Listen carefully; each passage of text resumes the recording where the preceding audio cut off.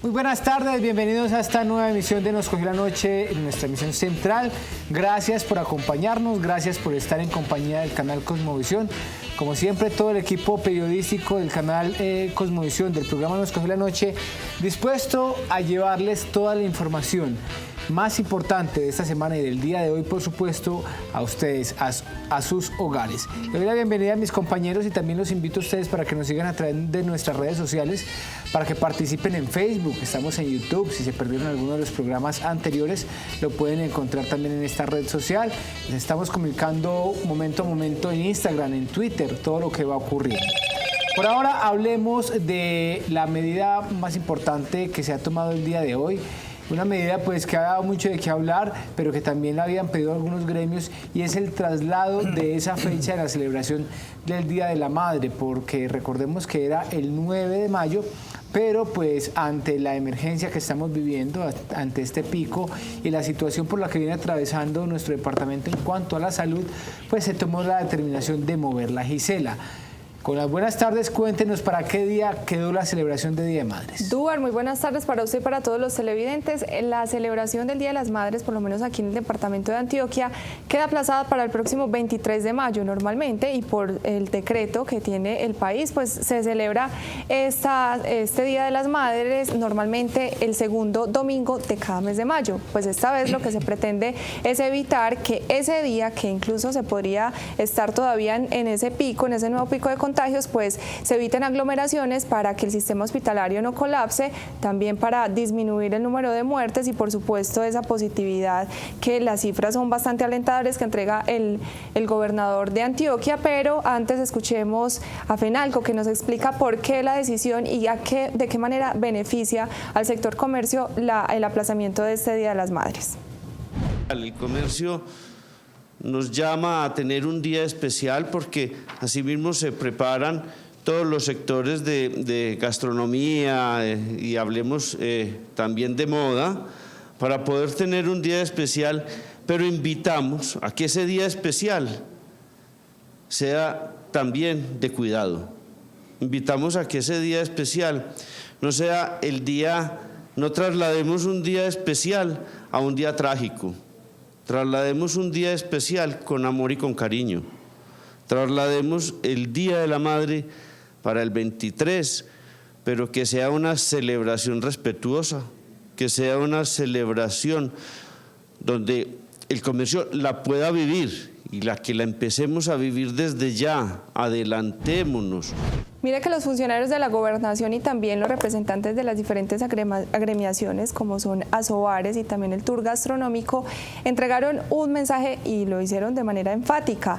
Tratemos de que la celebración de las madres sea durante todo el mes de mayo. Si la queremos invitar a almorzar, hagámoslo cuando podemos durante todo el mes. No pensemos que es solo un día para el mes de las madres, sino que aprovechemos ese mensaje que podríamos calificar como cliché, pues que sea todo el mes, y aprovechemos para también darle regalos, celebrarlo con domicilios en restaurantes y demás, porque también es importante apoyar el sector comercio. Y por otra parte, Duber, contarle que de las preguntas que nos estamos haciendo los antioqueños es: ¿será que va a continuar ese modelo 4-3 aquí en el departamento? Lo que nos manifiesta el gobernador es que posiblemente sí se haga la implementación de esta restricción para el mes de mayo, pero todavía no es concreto. De hecho, pues todavía no sabemos las restricciones que vayan a regir para la próxima semana. Mañana tendremos las declaraciones del gobernador encargado, pero él entregó cifras positivas. Manifestó que este modelo 4-3, si bien no se ha visto reflejado en las cifras, porque las cifras de este momento es el reflejo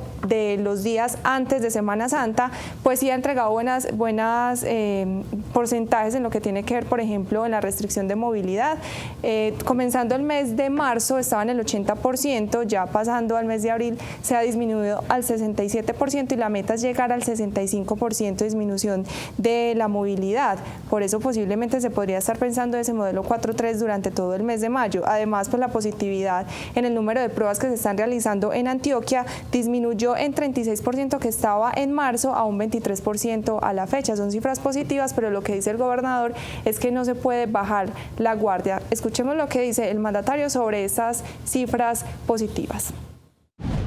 La reducción que hoy observamos no es suficiente, y no es suficiente porque reportar 3.500 casos diarios, como se han venido reportando esta semana, todavía va a seguir generando mucha presión sobre el sistema de salud y sobre el sistema hospitalario.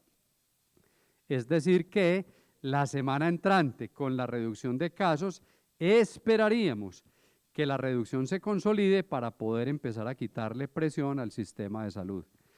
Las proyecciones que hacen nuestros epidemiólogos indican que en el escenario actual el sistema de salud todavía tendría presión y estaría al límite por lo menos hasta el 10, 12, incluso 15 de mayo. Bueno, ahí está el traslado de esta fecha. Seguramente muchos asumirán que seguirá siendo el 9 de mayo la fecha del Día de las Madres, y ese día seguramente lo celebrarán, como dice por acá José Fernando Gil, que como que lo va a celebrar el 9 de mayo, José. O ¿cómo le parece el cambio de fecha? ¿O está dispuesto a trasladar la celebración para el 23 de mayo? Vea, es importante si alguna persona tiene para darle un detalle a la madre y se lo puede hacer llegar para la fecha del 9 de mayo, pues que se lo haga llegar. ¿Qué es lo que no se debe? Tener reuniones con la madre el 9 de mayo, ni ejercer esa presión sobre el sector gastronómico y demás.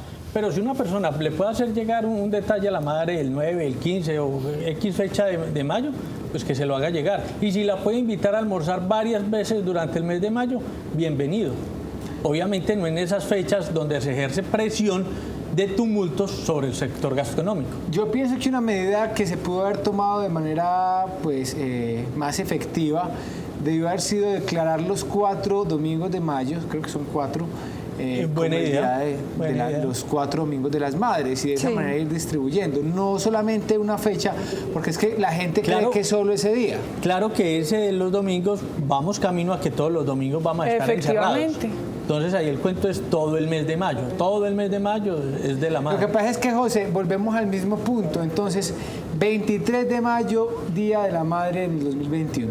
Entonces, los desordenados, los que todavía no han podido entender, los indisciplinados sociales, seguramente harán sus celebraciones, y entonces a la vuelta de un mes, mes y medio, otra vez Antioquia con otro pico por cuenta de los indisciplinados que celebraron el Día de la Madre el 23 de mayo y que hicieron reunión y que se tomaron el trago y que no tuvieron ninguna medida de distanciamiento ni de bioseguridad. Gisela. Duer, mire, y otro aspecto, recordemos que el Día de la Madre es el día más violento en la ciudad de Medellín, que se presentan riñas, heridos con armas blancas, con armas de fuego, y muy probablemente estas personas necesitan una UCI, y lo que dicen también las autoridades es que ese domingo, segundo domingo de mayo, todavía vamos a estar con este pico de contagios. Aunque la cifra está un poco aplanada, esa curva está aplanada, todavía la cifra es bastante alarmante, y de hecho lo que manifiesta el gobernador es que se estima que hasta la segunda semana de mayo las muertes no bajen de 100 personas diarias, por lo menos aquí en el departamento. Entonces hasta también la segunda semana de mayo, o sea que estaríamos otros 20 días con 100 muertos diarios. ¡Wow! No sé, es escandaloso.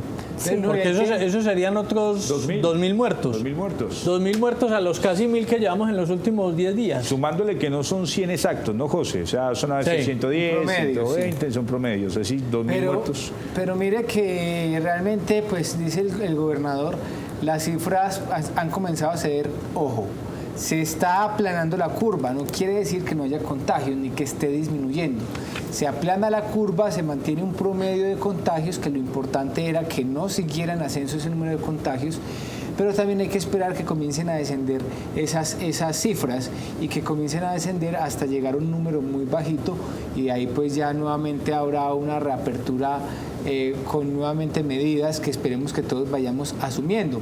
Pero se ha criticado mucho el tema de la cuarentena, de la estrategia acordeón de 4x3, porque el personal médico está pidiendo que sean 15 días consecutivos, que sean 15 días seguidos, 2 semanas cerrados totalmente acá en el departamento para poder disminuir esa cifra. Y lo comentaba yo al mediodía en nuestro programa Meridiano, pues le decía yo a los televidentes y a mis compañeras que me parecía que esta estrategia era tener como contento a Dios y al diablo. porque entonces el personal médico pedía algunos días o pedía un confinamiento, entonces les damos viernes, sábado y domingo, pero el comercio decía, no, es que no nos pueden matar de esta manera, entonces démosles lunes, martes y miércoles y jueves. Entonces tenemos a los de lado y lado contentos.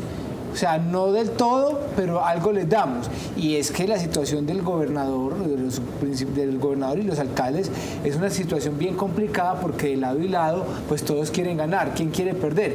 Pero la situación no da para más. Entonces, si nos vamos 15 días, el Estado no va a estar en la capacidad de hacerles llegar a cada ciudadano un mercado y cómo se van a pagar los servicios, pero si abrimos totalmente, pues ya vamos a empezar a vivir que no va a haber ni siquiera cómo atender con una pipeta de oxígeno a quien llegue a un hospital. Entonces, pero, Duber, ¿sabes? Yo frente a ese tema tengo un punto distinto. A mí se me ocurre que acá estamos cogiendo el culpable por donde no es. Y yo no creo que los contagios se den por la actividad productiva. O sea, la actividad productiva responsable, con tapabocas, con distanciamiento, no son los causantes de que las UCIs estén llenas en la ciudad de Medellín y en el departamento de Antioquia.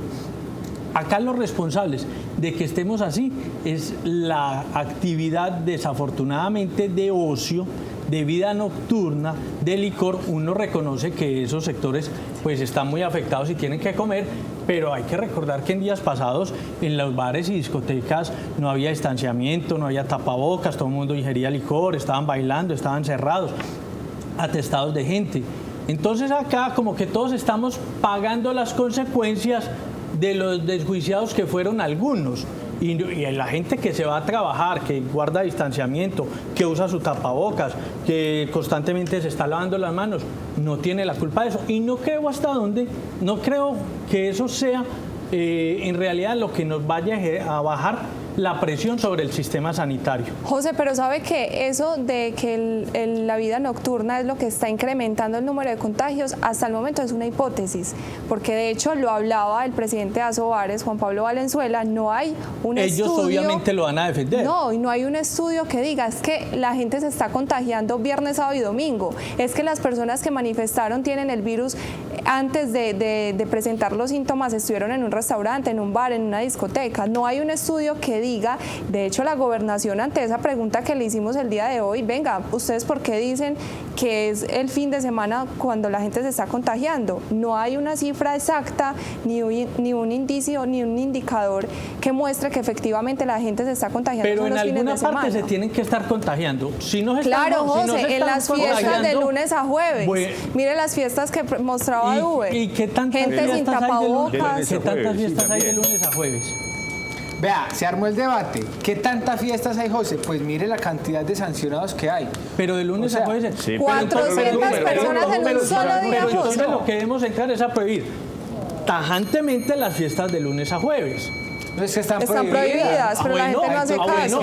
Es más, Duber, dígame una cosa. Entonces, ¿qué nos ganamos con el acordeón? Entonces, ¿para qué hacemos el acordeón? Ese modelo de acordeón están no haciendo está las fiestas sirviendo. Durante la pero Duber, dígame una cosa. Mire, lo prohibido es lo más bueno. Desde que prohíben y ponen toque de queda, no, ese es el dicho, el adagio popular. Desde que ponen toque de queda, las fiestas abundan, las fiestas clandestinas. Dígame, Duber, cuando estábamos en apertura total, si se presentaba esa cantidad de comparendos por estar de fiestas clandestinas. No, seguramente no había esa cantidad de comparendos, pero era porque no había sanción, porque estaban pero las aglomeraciones estaban prohibidas. Pero mire, les voy a mostrar este video que es de anoche.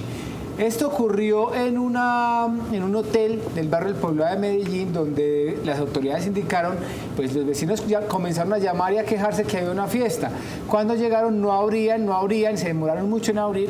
Cuando las autoridades lograron ingresar, pues se lograron determinar que era que las mujeres y los hombres que estaban allí se estaban escondiendo, unos en un baño, otros debajo de las mesas, porque no querían que se enteraran que estaban de rumba. El comandante de la Policía Metropolitana, pues nos va a entregar detalles de qué fue lo que ocurrió y en un momento les cuento la cantidad de comparendos y la cantidad de llamadas que hubo la noche de ayer a la línea del 123 precisamente por indisciplinados, personas que todavía están haciendo rumbas en sus casas, personas que están en la calle peleando, protagonizando riñas cuando sabemos que no hay camas donde atender los heridos y con casos de violencia intrafamiliar. Pero escuchemos al comandante de la Policía Metropolitana.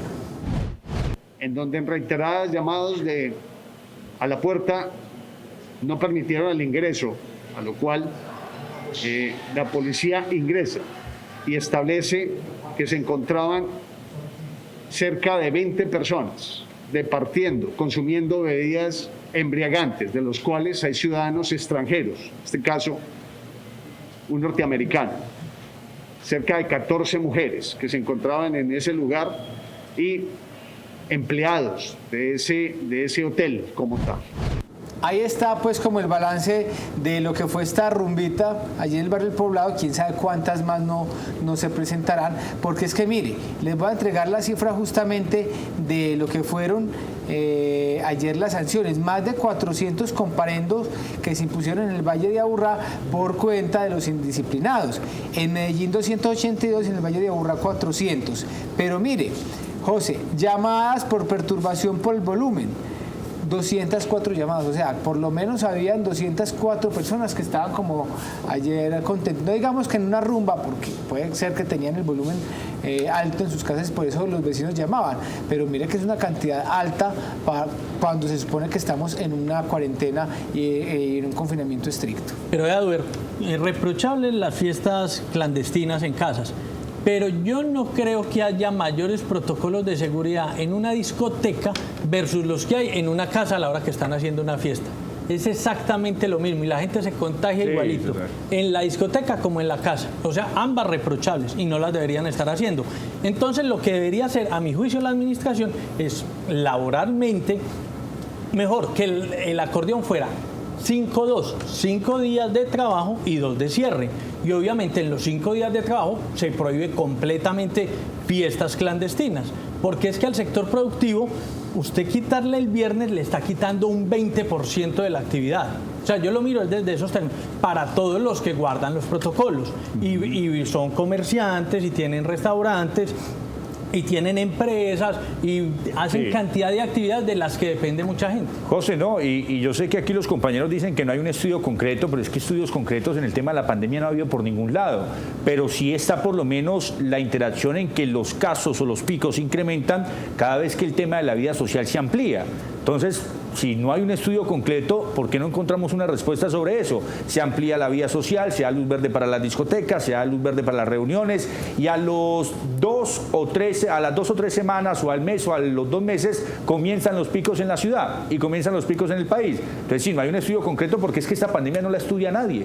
Nadie estaba preparado para esto, no había un libro, no había un tutorial en YouTube, no había absolutamente nada. Eso es un tema del paso a paso y no es coincidencia que cuando la vida social y nocturna se abre es que vienen los picos para Medellín. Pero no solo la vida nocturna y social, recuerden que también se abrieron los colegios, todas las empresas empezaron a retomar trabajos y sobre los estudios sí deberían tener estudios, porque como si tienen estudios para predecir un tercer pico, un cuarto pico en la ciudad de Medellín y que iba a ser mucho más fuerte. Eso nos lo dijo el alcalde hace 3 meses, que este pico iba a ser más fuerte y mire que es más fuerte. ¿Cómo nos dicen que en 2 semanas el número de muertes va a ser igual y que las cifras van a llegar hasta la 4ª semana de mayo, igual como la estamos evidenciando en este momento? ¿Cómo si pueden evidenciar que esas cifras van a continuar durante todo el mes? ¿Cómo lo pueden hacer? Porque saben que con la reactivación de la vida social, eso es lo que va a pasar. Pero entonces, ¿por qué no identifican dónde se está generando el contagio? Usted subsidiar algunos sectores de la economía y evitarse esto que estamos viviendo hoy,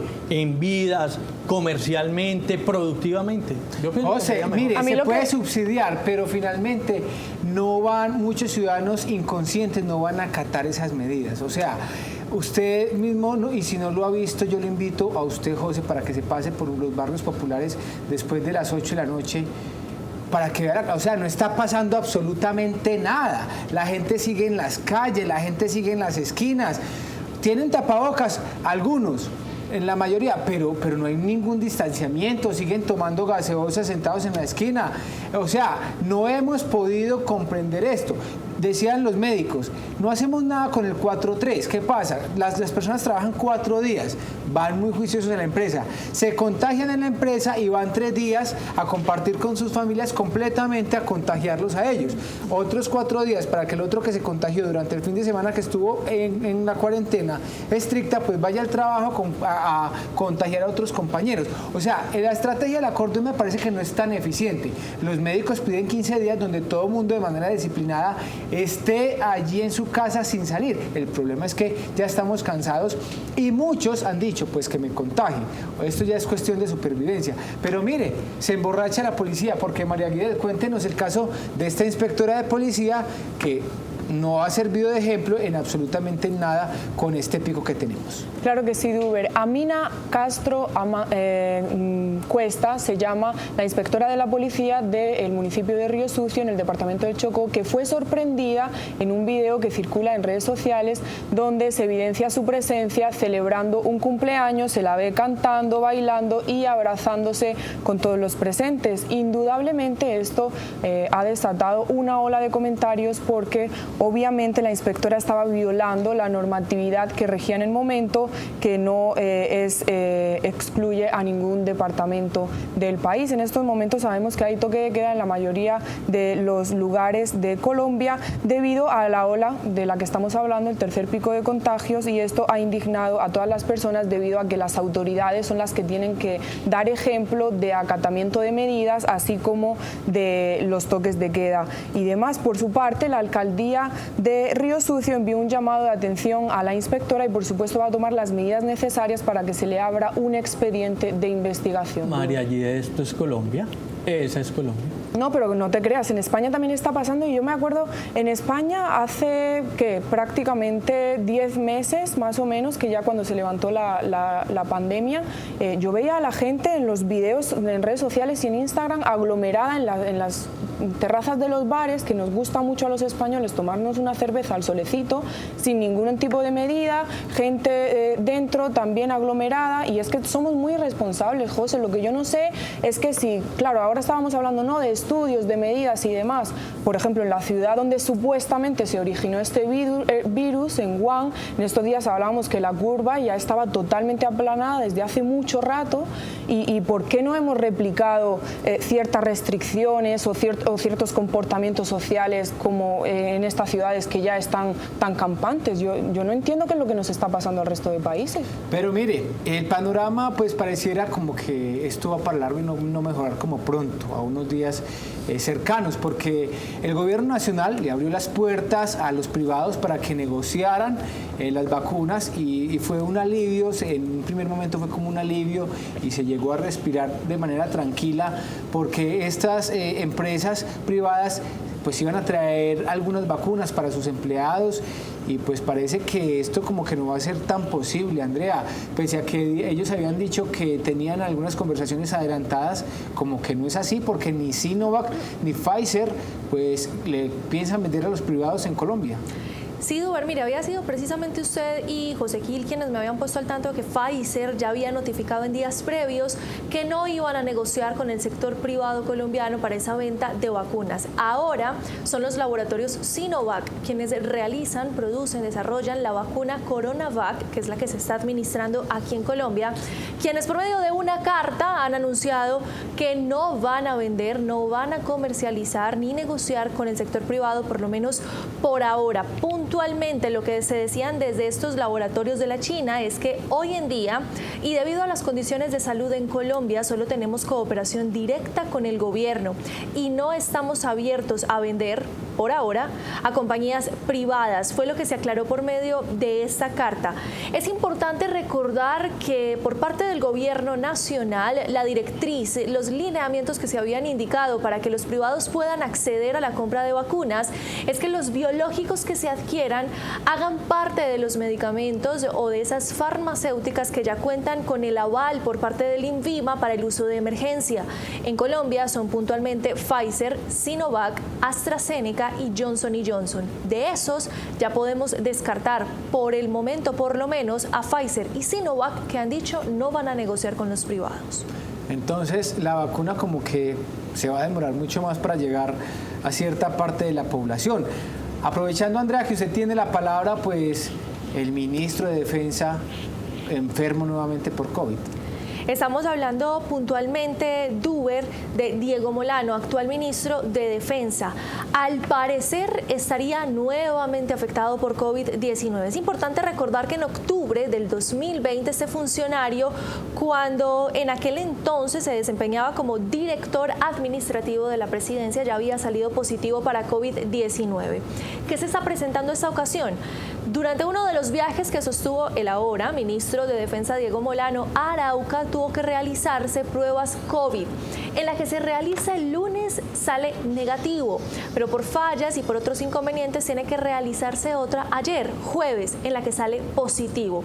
Por esta inconsistencia que se está presentando en estos dos test, fue necesario realizar una nueva prueba para descartar en qué condiciones estaba, resultados que salieron esta tarde.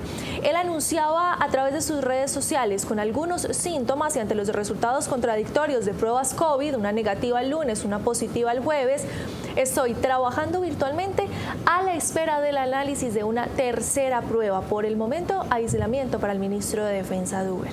Bueno, ahí está pues esta noticia con respecto al coronavirus. Entonces, Gisela, hasta el momento tenemos que Antioquia tiene toque de queda hasta el lunes. No se ha determinado todavía qué va a pasar dentro de 8 días, ni desde el lunes, aún no han anunciado nada.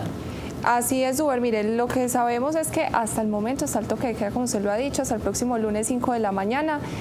Mañana, sábado, el gobernador encargado va a dar las declaraciones y anunciarnos esas nuevas medidas que se tomarán para la otra semana, que sería la última del mes de abril. Lo más probable es que continúe el modelo 4.3, de hecho, pues el gobernador dijo es casi una medida segura, a menos de que las cifras de esta semana pues sean mucho más desfavorables y se tenga que apretar esas restricciones. Sin embargo, pues sabemos que continuamos con el modelo 4.3, pero aún no sabemos cómo queda el pico y cédula, que en ese momento también está rigiendo en el departamento, y si esa medida se va a extender también para el mes de mayo, Duber.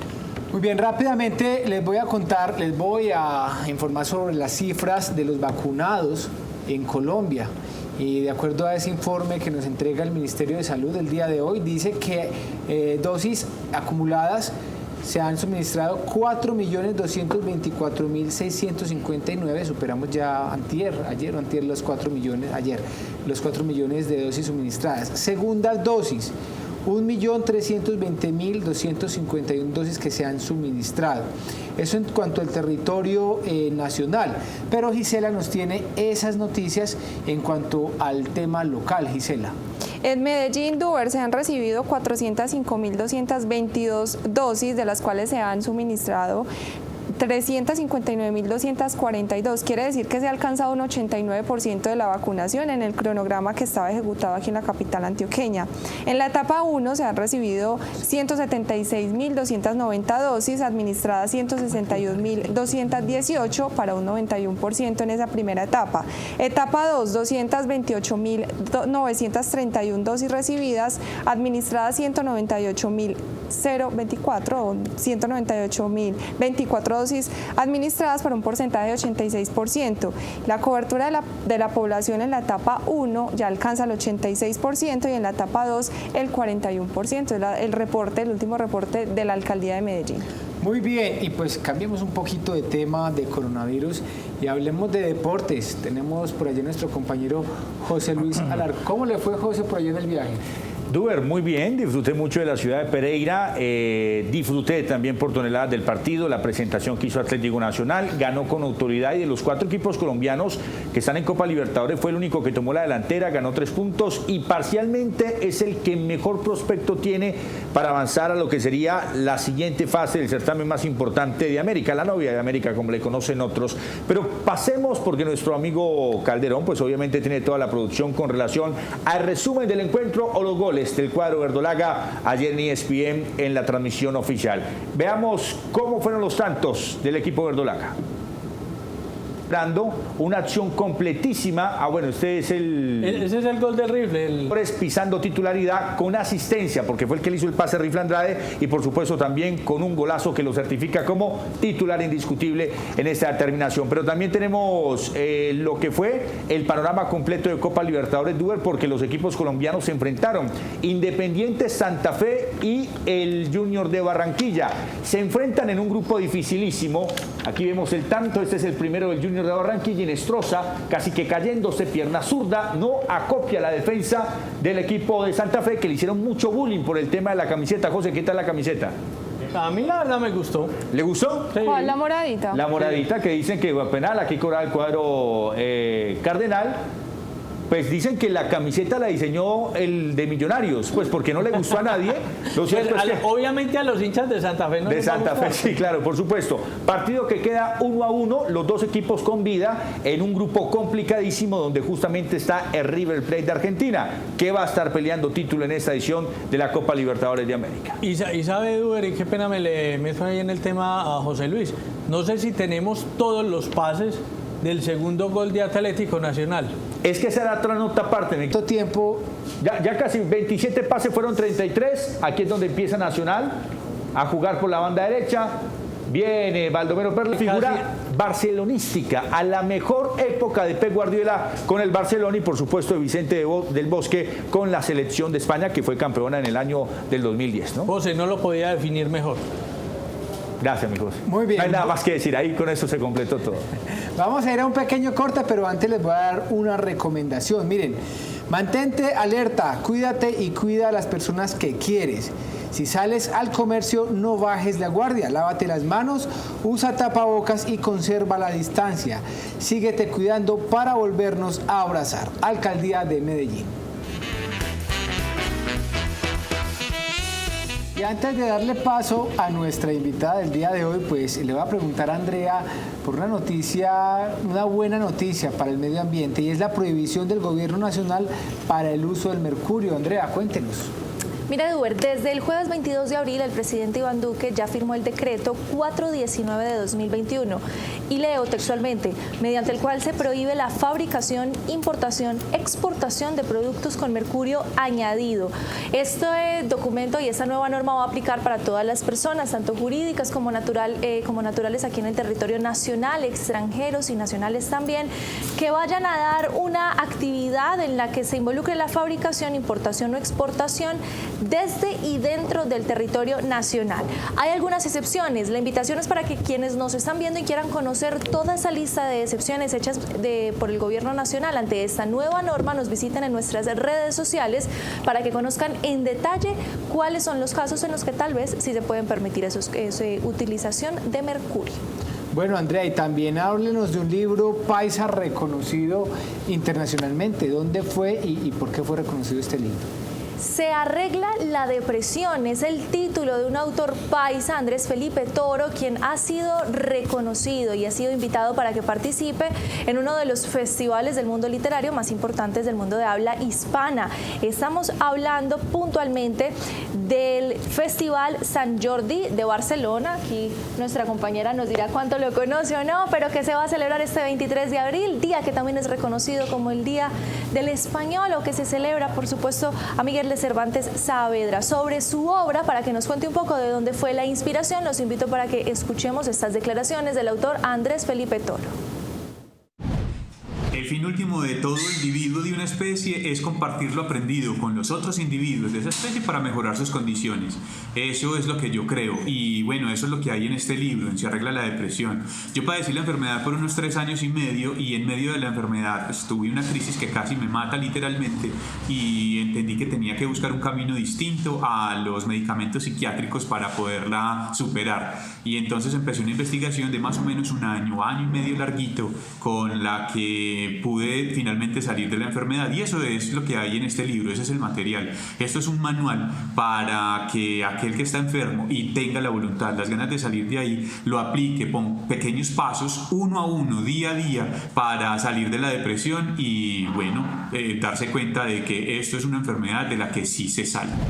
Muy bien, ahora sí, pues José, usted nos tiene una invitada el día de hoy. Cuéntenos de quién se trata y qué tema vamos a conversar con ella. Sí, señor, vea, estamos con la doctora Lina María Naranjo López, abogada y gerente legal de Agrosas, y con ella vamos a tocar el tema del cannabis medicinal y el nuevo decreto que rige todo este negocio y toda esta potencial industria, donde el país tendría y tiene mucho futuro, pero desafortunadamente ante el nuevo decreto hay algunos algunas personas que piensan invertir y pueden estar algo preocupadas por el decreto.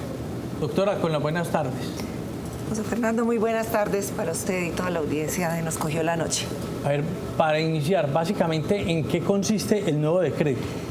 Mire, el nuevo decreto atiende a una serie de pedidos que venía haciendo la industria desde hace mucho tiempo, porque si bien es cierto el decreto 613 y desde la ley 1787 se abrió una puerta muy importante, pues realmente el nuevo decreto, el decreto que hasta hoy está vigente y lo que queda más o menos de abril, no hay una fecha exacta, pero el ministro dijo que se firmaba en abril, tenía una serie o tiene una serie de vacíos y de aspectos que han generado, digamos, dificultades en el desarrollo de esta industria, porque muchos de esos vacíos han tenido que ser llenados por las autoridades a punta de resoluciones o en la medida que estudian los casos, o porque realmente no contemplaban muchas situaciones. Verbo y gracia, los usos industriales del cannabis. Apenas en el decreto 613 sí se mencionan como una modalidad, pero no hay ninguna reglamentación.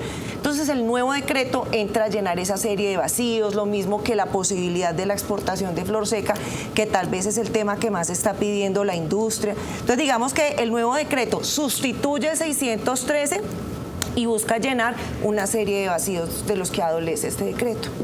Puntos positivos del decreto. Mire, yo creo que el más positivo sí es definitivamente la autorización de exportación de flor seca. El decreto vigente no la permite, de acuerdo al decreto 613, que es el que está vigente, solamente es posible exportar semilla o derivados. Es decir, el negocio del material vegetal de la flor seca se tenía que quedar en el territorio nacional. Y ese tal vez era el pedido que más a gritos estaba haciendo la industria, porque realmente acceder al mercado internacional es complejo por muchos aspectos. Entonces, para los empresarios es difícil, por ejemplo, cumplir con buenas prácticas de manipulación o buenas prácticas de laboratorio y sobre todo obtener las certificaciones que se requieren en los mercados internacionales.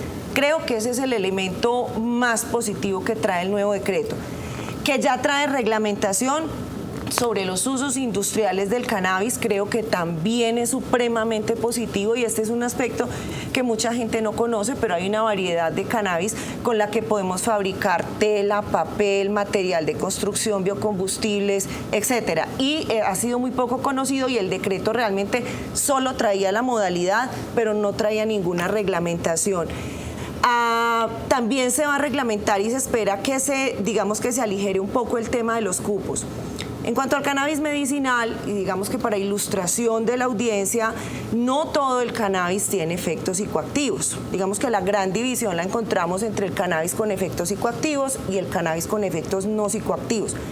El cannabis con efectos psicoactivos, que también en el argot popular se habla de él como el THC, que es la molécula psicoactiva, ese está sometido a un sistema internacional de cupos, pero es supremamente complicado y para que la audiencia pueda entender la complejidad del tema, el último día hábil de abril de cada año se vence el plazo para pedir el cupo de producción para el año siguiente. Es decir, al último día hábil de este mes de abril, los empresarios tienen que pedir el cupo de producción, bien sea de la planta o bien sea de derivados, de 2022. Pero adicionalmente hay un círculo muy vicioso en cuanto a que yo no puedo pedir cupos si yo ya no tengo los pedidos. Y yo cómo consigo clientes en el mercado internacional si yo no puedo elaborar o una muestra de ese derivado o cultivar la planta para hacerle siquiera unos exámenes que me permita demostrarle a esos potenciales clientes en el ámbito internacional la calidad de mi producto. Entonces, digamos que lo que se espera con el nuevo decreto es que realmente aporte soluciones a esta serie de dificultades. La mía es una duda pequeña. Usted ahorita mencionaba la flor seca y que este nuevo decreto pues permite que se comercialice en el exterior. ¿Por qué es tan importante esta flor seca y qué hacen con ella? O sea, tiene tanta demanda que hay que celebrarlo y que incluso usted lo mencionaba, este decreto ya lo va a permitir. Buenísima pregunta, excelente pregunta. Mire, el cultivo no es que sea un cultivo fácil, pero ciertamente es menos complejo cultivar que producir derivados. Tanto es así que los pequeños y medianos cultivadores, que son personas naturales, solamente pueden cultivar, ellos además no pueden exportar. Digamos que con el cultivo, usted por ejemplo cumpliendo con unas buenas prácticas agrícolas, más fácil cumple los requerimientos, y en el mercado internacional realmente hay mucha solicitud por nuestra flor. El tema de los derivados es mucho más costoso porque realmente no son baratas, por decirlo de una manera coloquial. Los equipos que se necesitan no son económicos, los equipos que se necesitan para extraer los derivados requieren más certificaciones, requieren certificaciones en buenas prácticas de laboratorio, buenas prácticas de manipulación, y lo que se ha encontrado es que muchos países en el mercado internacional está interesándoles es ellos importar la flor para ellos allá en sus territorios, bajo su normatividad, elaborar esos derivados.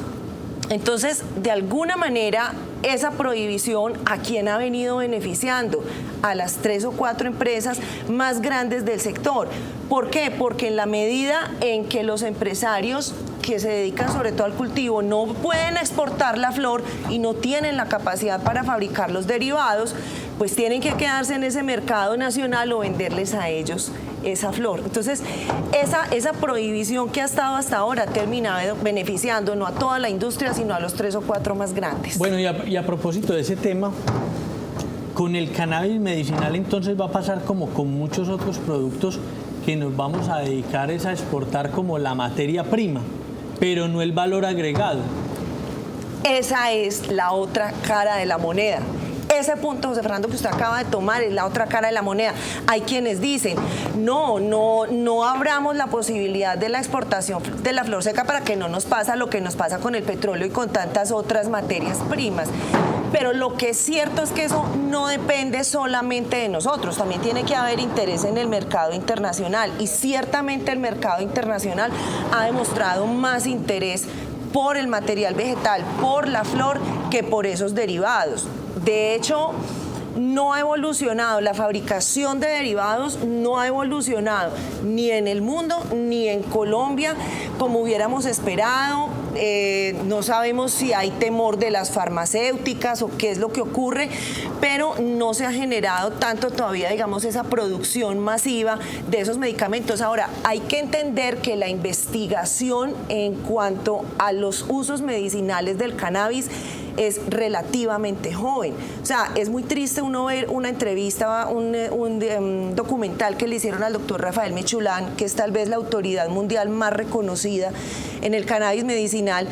Es un documental que se lo hacen al más o menos en 2007, y él cuenta con profunda tristeza cómo él y su equipo en el año 1985, si mi memoria no me falla, o 84, algo así, primer quinquenio de los años 80, publican un estudio hecho en Brasil con más de 100 pacientes, donde más del 80% de los pacientes tuvieron una reducción de entre el 80 y el 100% de sus convulsiones. Y al momento en que a él le hacen la entrevista, decía, no se ha publicado un solo estudio nuevo a partir de ese. Y si uno revisa la literatura científica, ciertamente uno empieza a notar que va aumentando por ahí a partir del 2010 muy pocas, y a medida que vamos avanzando en esta segunda década es que se empiezan a encontrar esas investigaciones. Entonces sí se necesita que se mueva más la industria, pero también que se mueva mucho más la investigación para empujar precisamente esa fabricación de derivados. Usted ahora nos hablaba de unos cupos. ¿Esos cupos quién los otorga? Usted nos decía que cuándo se pedían.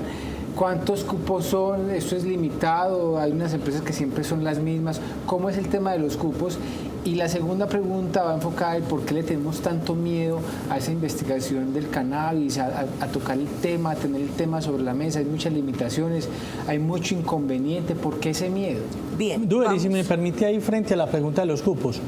¿Ese tema de los cupos se maneja solo acá en Colombia o cómo se maneja en otras partes del mundo? Listo. Entonces, espero recordar la segunda Yo vez le hago que la conteste pregunta la otra vez. primera muy bien. Vea, el sistema de cupos obedece a una reglamentación de carácter internacional. La Convención de Estupefacientes de 1961 crea un organismo conocido como la JIFE, que es la Junta Internacional de Fiscalización de Estupefacientes. Esa JIFE determina los cupos de producción de cannabis psicoactivo. Ojo, no de no psicoactivo. Por eso hay quienes tienen temor de que ahorita se creen cupos para el cannabis no psicoactivo, porque eso sería un despropósito. Entonces se le asignan los cupos a los países. Eso está desde antes del 2016, que nosotros pues legalizamos la producción de cannabis con fines medicinales en Colombia. ¿Por qué? Porque el cannabis igual era utilizado con fines de investigación científica, con fines medicinales.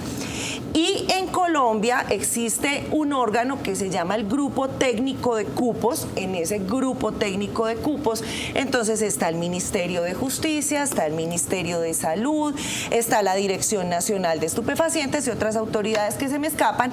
Entonces, ellos una vez tienen claro cuál es el cupo que se le otorga a Colombia para ese año. Digamos, el año pasado creo que teníamos un cupo total, después de que se solicitó una ampliación, de 54 toneladas. Ese grupo es el que determina cómo se distribuye. Para esa distribución es que las empresas tienen que hacer la solicitud de cupos. Entonces, si al Estado colombiano, por decir algo, se le dicen, este año puede producir 60 toneladas, esas 60 toneladas deben ser distribuidas entre todos los empresarios. Y ahorita que tú complementabas la pregunta, hay algo bien interesante con relación al tema de la investigación. Un punto bueno que trae el nuevo decreto. En el 613 hay 4 tipos de licencias, ¿cierto? Que son fabricación de derivados, producción de semilla, cultivo de cannabis psicoactivo, cultivo de cannabis no psicoactivo. El nuevo trae 3 más, para un total de 7. Una con la que no estamos de acuerdo realmente, que es licencia de fabricación de derivados de cannabis no psicoactivo, y si hay tiempo explicamos por qué. Pero hay otras 2 que sí me parecen bastante útiles, y son las de cupos excepcionales, las licencias extraordinarias, tanto para cultivo como para fabricación, que tienen 2 fines. Bien, para el que necesita terminar unos excedentes porque no va a renovar la licencia, y la otra que sí me parece interesante, para fines no comerciales, para fines de investigación no comercial. Entonces, un estudiante, un grupo de estudiantes, un equipo de investigación de una universidad quiere adelantar un proyecto de investigación con cannabis, pues espera que esta licencia sea la que le permita no tener que tramitar una licencia completa con todo y sus costos de cupos o de fabricación de derivados, sino que pueda sacar esa licencia extraordinaria para esa investigación. Y me recuerdas, por favor, la segunda. La segunda, porque el cannabis está todavía tan satanizado. Okay. Usted ahorita lo mencionaba, se ha comprobado por evidencia científica que sirve para muchos pacientes. Usted nos entregaba el porcentaje de esos que dejaron de convulsionar y demás, pero además nos decía que también se usa para telas, para elementos de construcción. ¿Por qué todavía está tan satanizado sabiendo que se está hablando de otros usos? Mire, yo creo que eso tiene que ver precisamente con el hecho de la criminalización de la que ha sido objeto el cannabis, y ahí es bien importante que conozcamos, porque realmente la mayoría de las personas no lo saben. El cannabis no siempre estuvo satanizado, o sea, realmente, es más, hace 200 años el cultivo de cáñamo era uno de los cultivos más extendidos en el mundo, o sea, era uno de los principales renglones en materia de cultivos.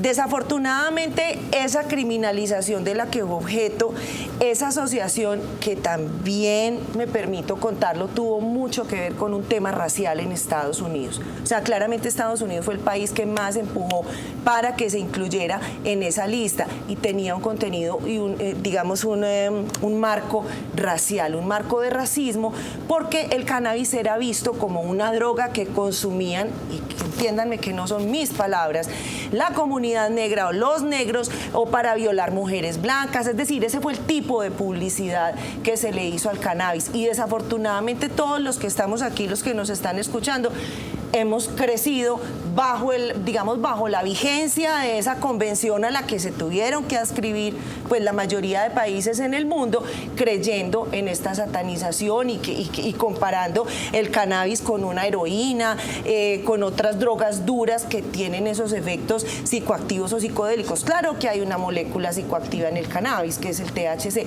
pero eso ha dificultado. Mire, en el documental que yo le comentaba, el doctor Mechulán, él cuenta cómo cuando él inició sus investigaciones en Israel, él tenía que conseguir el cannabis en el mercado negro y alguna vez lo cogieron, lo capturaron, bueno, él pudo demostrar que era con fines científicos y tuvo que terminar comprándole el cannabis a la policía.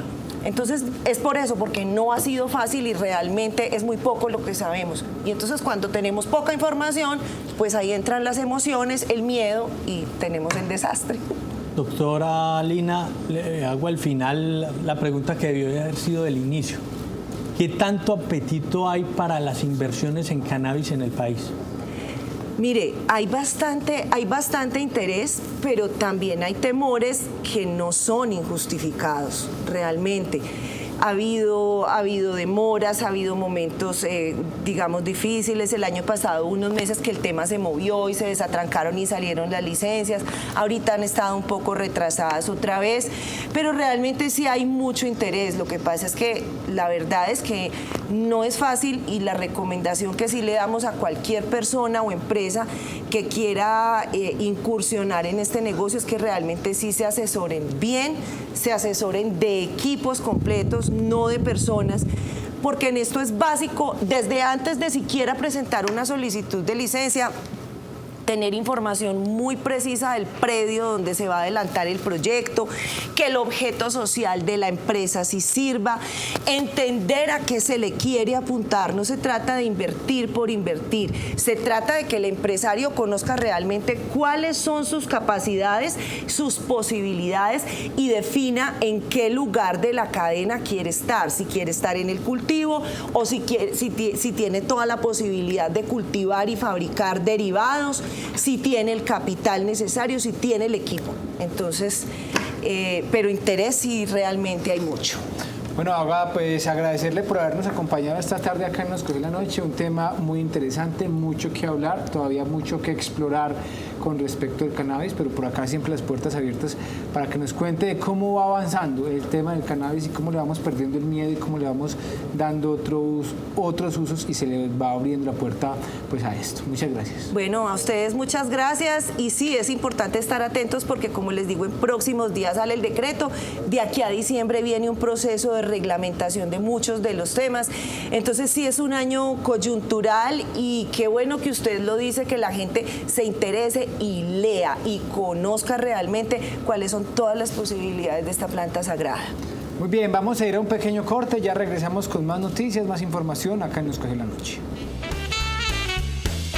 Gracias por continuar con nosotros. Bueno, vamos a hacer una ronda de noticias. Acá tenemos todavía mucha información que contarles. Y comencemos con María Guidet, que ha estado recorriendo los barrios de Medellín.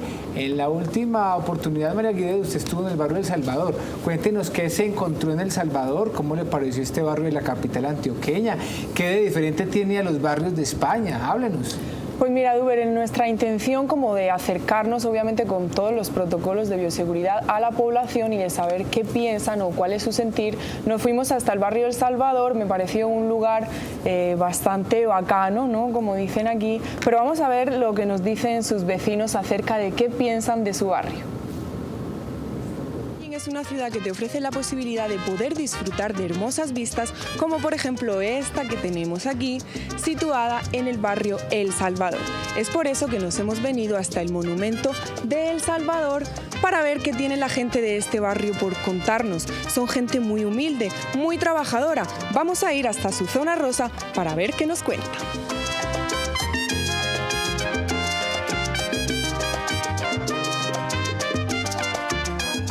La verdad me gusta el barrio El Salvador, queda muy cerca del centro, tengo todo cerca, es divertido, hay bares y lo veo seguro. Tiene una zona céntrica que es esta, que es la zona rosa, y aquí es donde encuentra usted de todo, desde comida, droga, pues droga farmacéutica. trabajo con las promociones, saco los mercados, hace 4 años estoy en la zona, me parece muy bueno, buena clientela, gracias a Dios, la gente aquí es muy linda, muy colaboradora.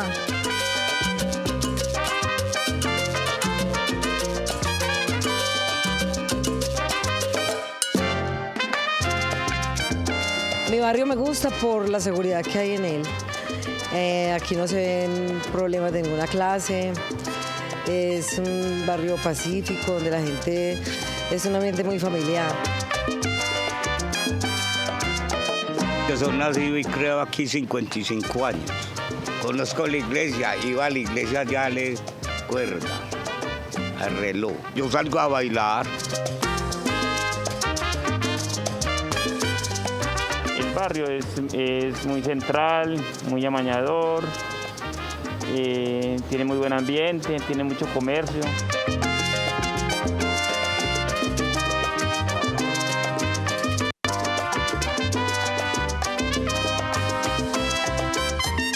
Hay diferentes actividades y tratamos de que en lo posible se viva en paz.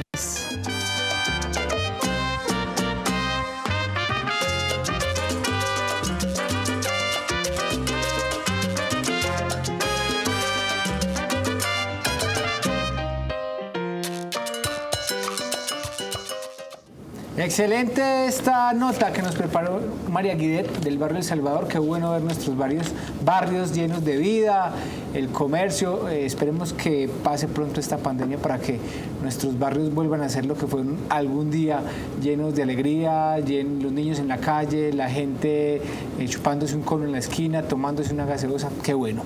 Bueno, por otro lado, pues hablemos de noticias no de pronto tan gratas y tiene que ver con el hallazgo de un ciudadano colombo-inglés hallado sin vida en las últimas horas allí en la vereda El Raizal del municipio de Caldas. Esta persona había desaparecido desde el 19 de abril, lo estaban buscando, llegó a la ciudad de Medellín para cerrar un negocio y pues desde ese día desapareció. Esta persona identificada como Andrés Bante Barreto. Dicen las autoridades que este hombre fue hallado en zona boscosa allí en el municipio de Caldas.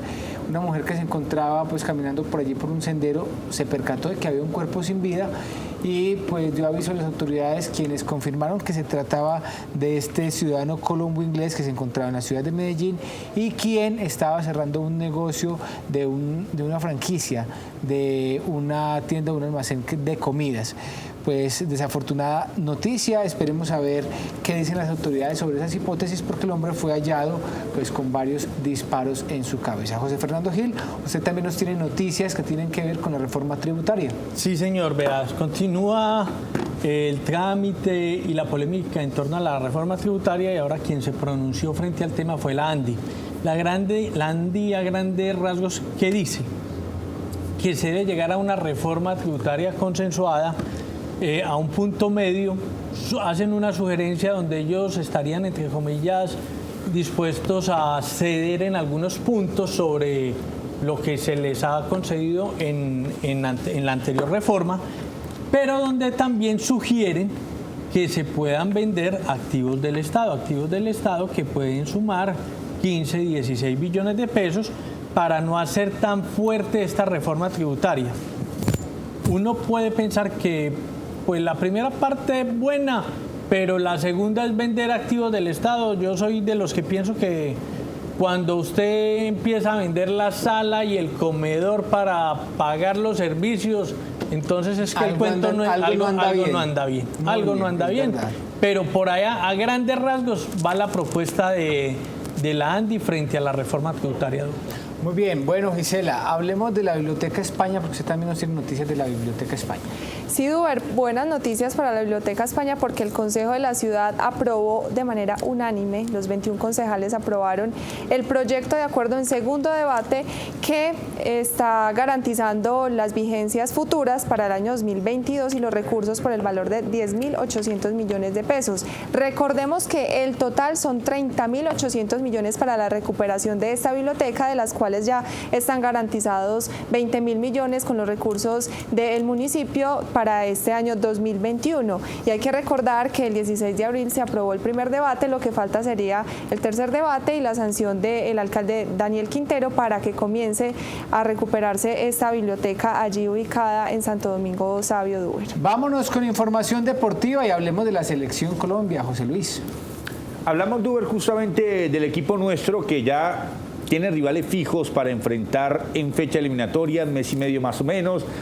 ¿Por qué se ríe, compañero? Porque la cámara lo sorprendió tragándose. Sí, la verdad es que sí, me la tiró cambiada. No esperé ese pase a larga distancia, pero bueno, ¿qué más podemos hacer? Esto es en vivo y el vivo siempre va a ser un show, muchachos. No podemos hacer más nada. Pero el show también viene por las eliminatorias. Hombre, fortuna para Colombia porque le cambian justamente el panorama del primer rival para el técnico Reinaldo Rueda. La fecha siguiente, que más o menos en mes y medio, tendrá como primer rival del equipo de Reinaldo Rueda a los peruanos, cosa que es más amena justamente para el equipo colombiano, no enfrentará a Brasil. El segundo sí va a ser Argentina y en el mes entre octubre y septiembre se va a balancear la doble jornada eliminatoria que se perdió por temas de que los equipos europeos no prestaban a las principales figuras de Sudamérica. ¿Qué quiere decir esto? Que se va a jugar tripleta para poder compensar las fechas que se han perdido en el tema del camino rumbo a Qatar 2022.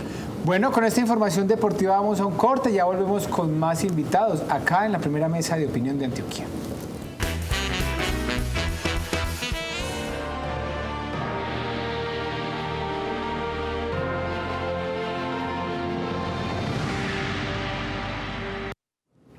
Gracias por continuar con nosotros y pues en esta tarde también queremos dar una cordial bienvenida y un cordial saludo a Gerardo Vega, es director de la Fundación Forjando Futuro, con quien vamos a hablar sobre el tema del asesinato de líderes y lideresas, especialmente en el norte del Cauca. Gerardo, buenas noches, bienvenido a Nos Cogió la Noche. A ustedes, a toda la mesa de trabajo en Cosmovisión, Nos Cogió la Noche, muchas gracias. Sí, y hoy la Fundación se pronuncia sobre el asesinato de los líderes en el Cauca y la situación que ocurre en el Cauca. Yo quiero señalar que en el Cauca, después del acuerdo de paz, se han ejecutado 176 asesinatos a líderes sociales, o sea, en 4 años, y 142 es a líderes indígenas. Quiero señalar que allá hay 127 autoridades de cabildos en el departamento del Cauca, que están fundamentalmente y estuvieron reunidos en Caldono, donde se están sucediendo estos hechos desafortunados, trágicos, el asesinato de líderes todos los días y de excombatientes. De ellos son 142 asesinatos y ellos decidieron hacer una minga interna. Una minga interna es que ellos mismos van a ir a los territorios y están ahí cerca de esos territorios donde hay cultivos de droga, de coca, y ellos mismos están haciendo la erradicación, arrancando y quemando esos cultivos. Es la decisión de todas esas comunidades indígenas por el daño que se está causando y porque el gobierno no ha cumplido, como se dijo en el acuerdo de paz, de adelantar una erradicación de esos cultivos pues de manera manual, con el apoyo del Estado y el interés del Estado, no solamente desde el punto de vista militar, sino social en los territorios. Están dando un gran ejemplo de autonomía, de dignidad y de resistencia a esas comunidades indígenas. Lo que pasó en el día de ayer, que fueron recibidos a tiros de fusil por los que están allí cuidando esos cultivos y por los dueños de esos cultivos, que son grupos mafiosos, de criminales, de narcotráfico. Y los indígenas organizados en sus cabildos llegaron allá y han permanecido. El ejército estaba sobrevolando el área y dijo que no participaba, no se metía porque estaban matando entre ellos. No tiene razón de ser, ni tiene sentido, ni es de sentido común que una comunidad indígena que ha sido tan lastimada por grupos armados, pues el gobierno no apoye y los proteja y por el contrario los deje expuestos a grupos ilegales de mafia, de narcotráfico, que son los que están sembrando sus cultivos y que han causado la pérdida de vidas de tantos líderes sociales en el Cauca. Director, ¿por qué la Fundación Forjando Futuros denuncia sistematicidad en los hechos como fue comunicado a través, valga la redundancia, de un comunicado oficial? Sí, sistematicidad son hechos repetitivos, son comportamientos que se dan permanentemente, hechos repetitivos, y eso sucede. Digo, repetitivo es que asesinen líderes indígenas, 142 de 276. Eso es una constante. Que sea en una sola región, que esa región tenga cultivos ilícitos y que ese es el principal problema que hay, esos cultivos sembrados en esa región, y que sean hechos por donde hay corredores de narcotráfico, de tráfico de drogas para sacar hacia el Huila y del Huila hacia Bogotá. Esos son hechos conocidos, no son hechos aislados, no es de un líder que asesinaron, no, es que todos los días se están asesinando líderes en el Cauca y líderes indígenas. Y tiene que ver con un tema, el tema de la tierra. Entonces lo que el Estado debería hacer es quienes se benefician de esa brutalidad que está pasando en el Cauca, de ese exterminio que está pasando en el Cauca. Ahí no hay hechos aislados, son sistemáticos, son permanentes, son cotidianos, son repetitivos. Por eso decimos que hay sistematicidad. No es que sea un día que, como lo decía alguna vez un ministro, por hechos de faltas y por hechos de relaciones de pareja, y que eso, como lo dijo de manera muy burda el ministro de Defensa, un ministro de Defensa, pues eso no es cierto. Hay una sistematicidad, lo hemos podido demostrar. Nosotros hemos hecho una investigación con otras 5 organizaciones. Eso ha sido financiado por Oxfam, con exmagistrados de la Corte Suprema de Justicia, donde ha estado Iván Velázquez, la doctora Luz Adriana, otra exmagistrada, estuvieron contratados por la ONU en la investigación en Guatemala sobre corrupción. Es gente muy experimentada, quiero decirlo, desde el punto de vista legal, en criminalística, en el derecho, conocedora, con mucha experiencia. Y con ellos hemos trabajado estos temas con la Comisión Colombiana de Juristas, con la Interespecial de Justicia y Paz, y eso es lo que hemos podido observar después de hacer el análisis de 252 asesinatos de líderes en el orden de Urabá, Bajo Cauca, el Cauca, Oriente Antioqueño. Ahí lo que se describe es una conducta sistemática. No es como dice la Fiscalía o el gobierno, que son hechos aislados que no tienen ningún hilo conductor. Si eso lo hacemos nosotros, que somos unas 4 ONGs, con escasos recursos, pues uno lo que diría es que la Fiscalía tiene que tener unas líneas de investigación que lleven a identificar quiénes son los que se benefician con esos hechos para poder desentrañar y responsabilizar a los autores, a quienes mandan a hacer esos hechos. Gerardo, Gerardo, ¿por qué específicamente estos territorios son de interés para los grupos criminales? Pues porque son centros de rutas de narcotráfico, porque hay grandes cultivos, porque hay desatención del Estado, porque no hay presencia estatal desde otros puntos de vista, desde otra atención social, en restitución de tierras, en entrega de tierras, en la atención social que amerita el Estado en escuelas, en educación, en empleo. Y pues se le facilita a esas organizaciones criminales, porque además están cerca al Pacífico, de allí también desde la parte del Cauca, para el tránsito de narcotráfico, de la hoja de coca y la coca para sacar al exterior y también a través del centro del país. Director, ¿quiénes son los responsables o en concreto cuáles son estas bandas criminales a las que se les atribuye la autoría de estos crímenes? Bueno, pues ahí se ha señalado que son, se ha señalado grupos de narcotráfico puro, y también de disidencias, o no, ni siquiera disidencias, sino remanentes que han quedado de las FARC, que quedaron de las FARC y que están allí y que tienen el control sobre ese territorio y que cobran un peaje por la salida de esa droga y encuentran una fuente de financiación para su, entre comillas, lucha y para su organización y pues son los principales responsables. Allí es muy claro.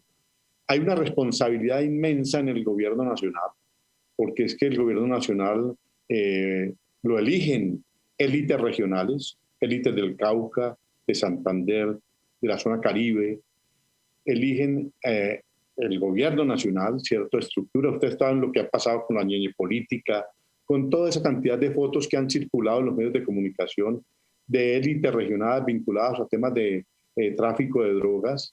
Y entonces nuestros gobiernos en el centro se han soportado de esas élites regionales, que son élites regionales que a la vez están vinculadas a temas del cultivo de drogas y de narcotráfico. Entonces, pues allí hay una responsabilidad enorme, se hace un discurso, pero se es copartícipe de esas personas que actúan de manera ilegal en las regiones.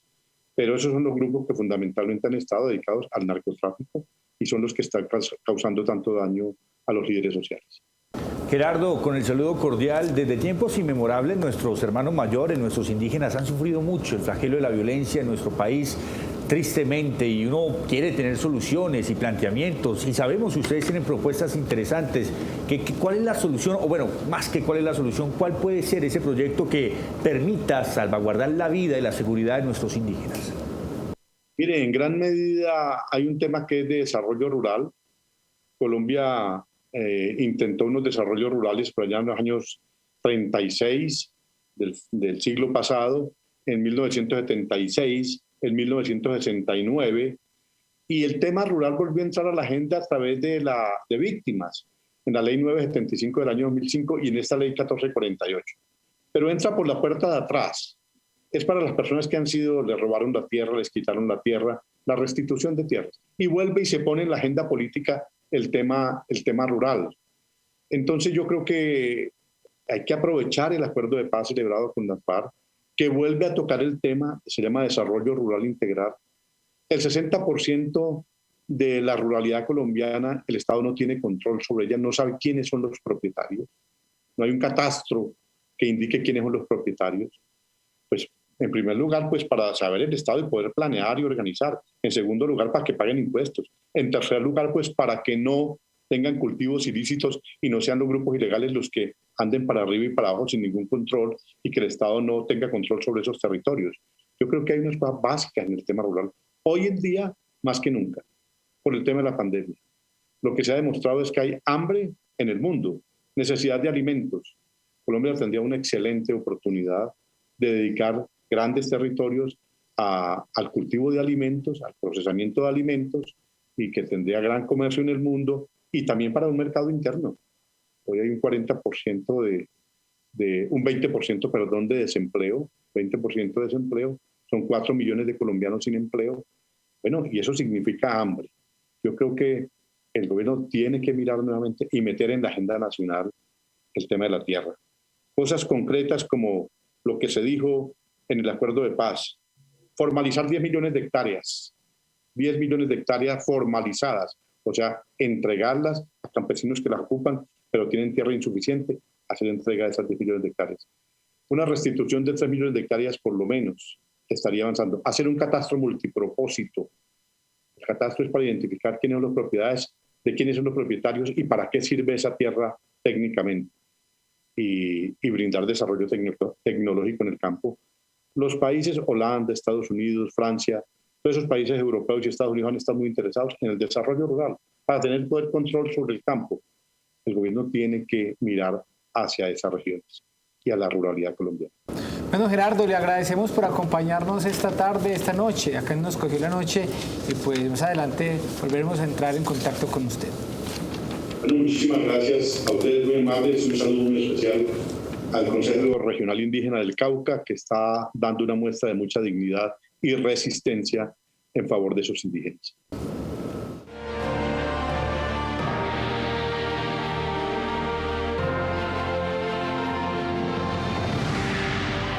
A todos agradecerles por habernos acompañado en nuestra emisión del día de hoy. Recuerden que estamos en toque de queda hasta el próximo lunes a las 5 de la mañana. Cuídense bastante, estén en casa, disfruten de sus familias. Nosotros nos vamos, pero los dejamos en compañía del noticiero Arquidiocesano y en toda la compañía de la programación del canal Cosmovisión. Que tengan feliz fin de semana.